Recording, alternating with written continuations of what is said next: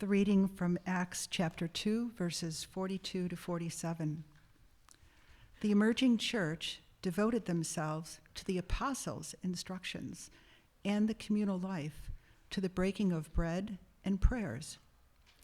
A reverent fear overtook them all, for many wonders and signs were being performed by the apostles. Those who believed lived together, shared all things in common. They would sell their property and goods, sharing the proceeds with one another as each had need. They met in the temple, and they broke bread together in their homes every day. With joyful and sincere hearts, they took their meals in common, praising God and winning the approval of all the people. Day by day, God added to their number those who were being saved.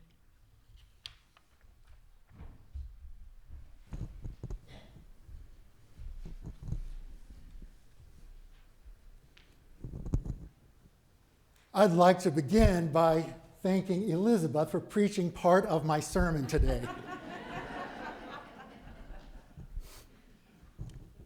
At least we were on the same wavelength.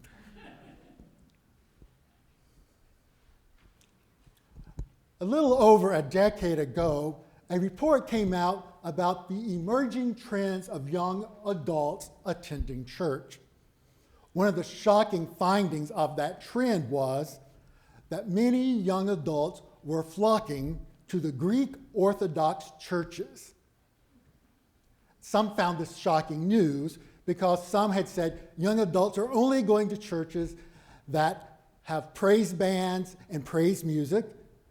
But many scratched their heads. Why were these young adults going to Greek Orthodox congregations? The answer was simply, they appreciated the mystery in worship. Language that sometimes they did not quite understand, the mystery of things. Sometimes even the incense and smoke brought them to a new reality that's emerging. Now, I have to admit, young adult or not in my life, I'm not a big fan of incense. Not a big person of many scents as well, because usually I find myself sneezing and sinus infections, but that's not a reason to squash young adults from attending worship. What is interesting about today's readings is that it brings us a sense of community. Perhaps when you hear the 23rd Psalm in more traditional language than we heard today, it brings a sense of connection from you across generations of something that we hold in common. Sometimes, perhaps when we hear the 23rd Psalm from like the New Zealand prayer book, it catches us a little off guard. It's not the language we know. But I believe sometimes it's good to be caught off guard because it makes us listen anew to what is being said. Now, one of the common litanies of many congregations in the church goes something like this. We want a church. Some might say, we want an old-fashioned church that does things just this way. And some would say, we want a modern church that is in touch with all things electronic, from internet to Zoom to everything that we can do, even from our bedsides on Sunday morning for worship. But the challenge is, my friends, there's not really one way of doing things. For even as in the emerging church, things were about to change. Perhaps you caught that one little reference is that the emerging church was still worshiping in the temple. Now that didn't last forever. Things moved on, that the church found its own footing and emergence. But the thing is, we all could fill in the blank, couldn't we? We want a church. At one point I thought perhaps we should pass out paper and find out what folks really wanted. But I think sometimes congregations get so caught up in what we want in the church, we forget to ask, what does our communities and our neighborhoods, what do they need in a church? Sometimes we say, we need more young families with more young children. That would be nice.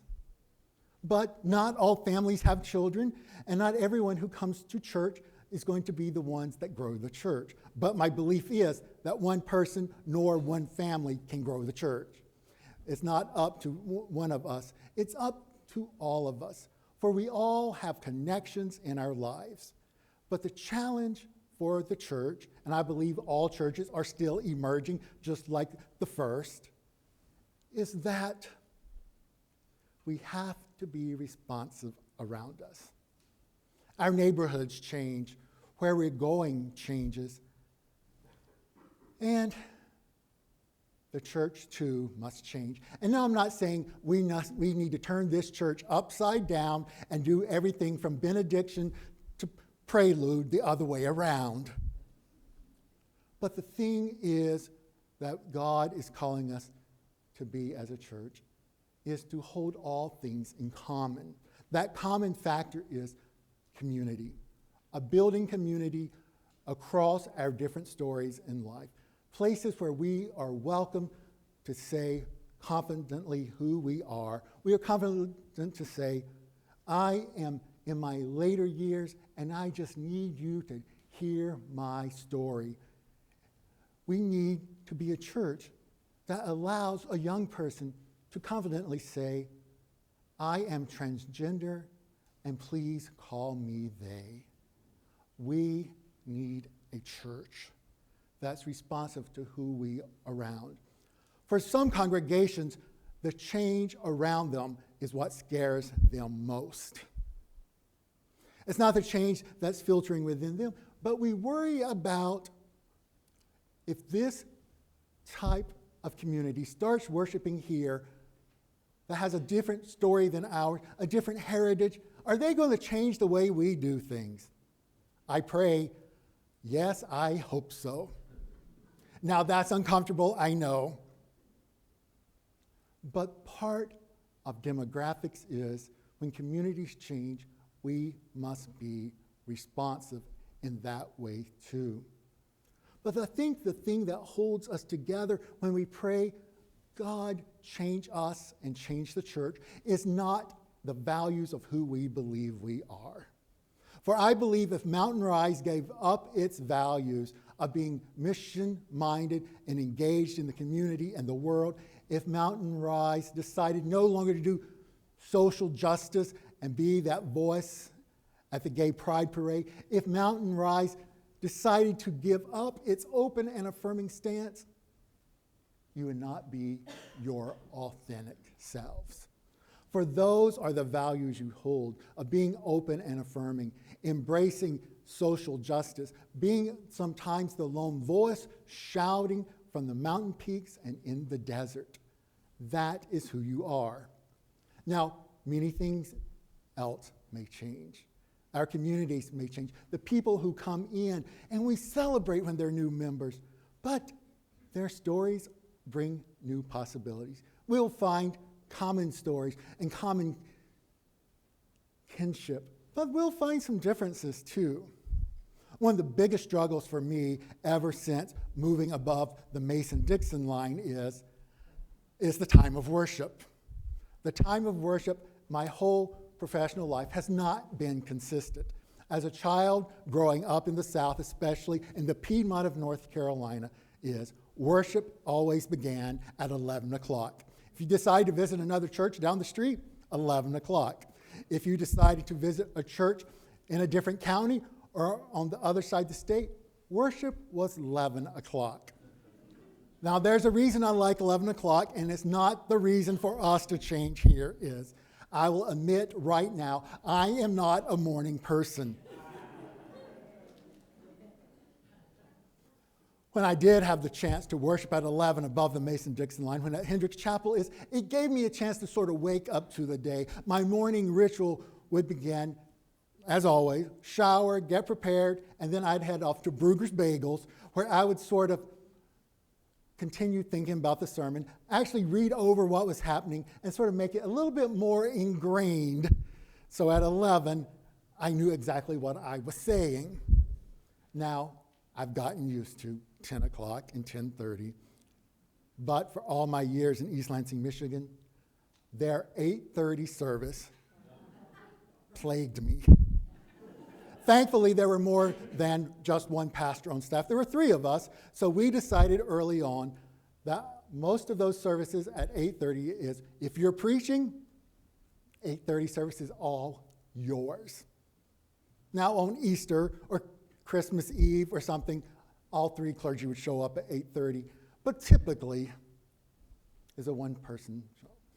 But I have to admit that it was a hard change, and that I often sort of flubbed up things at 8:30. I wasn't awake. But the worst mistake I ever made was when we invited one of our university students from Michigan State to be the reader that morning, and I had promised to pick up Matt, who's now an ordained clergy person. I slept in. And it was a snowy morning, and Matt rode his bicycle from one end of Michigan State University to the opposite end to be only 5 minutes late for worship, thanks to me. Now, 8:30 worship isn't bad. And God bless you if you are awake enough to pray at that hour. But, my friends, worship isn't about the time. Worship isn't about what we always say or how we sing, restoring music or modern music. It's about who we are. And our own stories help inform what worship looks like. One of the challenges of being an intentional interim minister is there are things that I think every congregation should know. Sometimes it's music, sometimes it's certain liturgy, and every one of you surprise me. There's one tune in the New Century Hymnal. The words are beautiful, but for most congregations, the tune is atrocious and unsingable. But for one Sunday, while I was in Pulaski, I decided we were going to sing this hymn just for that reason. And guess what? They knew the hymn. They blew the sermon because they knew a hymn that was unsingable, and they sang it with gusto. Can you imagine hinged your whole service on a hymn that they would purposely screw up, and that you can make a grand point and they leave you utterly speechless because they can sing something that you're not supposed to be able to sing, in my opinion. But what held them and you and all of us together is the common theme that we are in community. Now, I suspect if I go on and say that to be the true church, that all of you should drop your checkbooks and account numbers in the basket in the back, and your leases and mortgages and the deeds to your homes and lands, and we'd hold all those in common. I suspect I would be the first one out the door today with one of you ushering me to my car and saying, goodbye. That's not the church who we are. But I think is what it is calling us, is to hold all things in common, those values that make you, this congregation, who they are. For people are looking for you. As I've said before, progressive churches like this, the thing that we do the worst is tell people who we are. I'm the worst at it too, my friends. So I'm not going to be the one who tells you, after worship today, we're all going to go knock on the doors around the neighborhood. If you decide to do that, I will follow you and observe from a safe distance.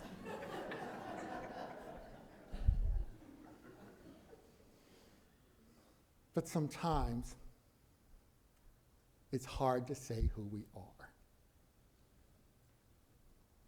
My friend, Julie from Chicago, and I, we were in a young clergy group together where we'd gather on Mondays for Bible study and lectionary and thinking about what we might preach the next Sunday. But one week when we were waiting on the other two members of the group to arrive, we were commiserating what it is like to date as clergy. As a gay man and a woman, and we both said, men have no idea what to do with clergy spouses or partners. They don't know what to do. So we would say, if we would go out and we'd be a young folks, and they say, what do you do? We work in human services. We work for nonprofits. We work with people at the various stages of their lives. We work with folks planning events around their last breath. We had the whole slew of reasons, because that made us interesting. But if we would say we were pastors, they would run for the doors. Now, I know that's not true for everyone, but it's sometimes we have these presuppositions of what we should be, what the church will look like, that we give it all up so that others can say who we are. It is time for us to be the church that is alive, the church that is willing to try new things, the church that values the heritage of what made this community to be who it is, those things that make us unique. My friends, you are the church, and you can be the emerging church. Thanks be to God, who shepherds us along the journey of life and shows us and holds us in those times of change and transition. Amen.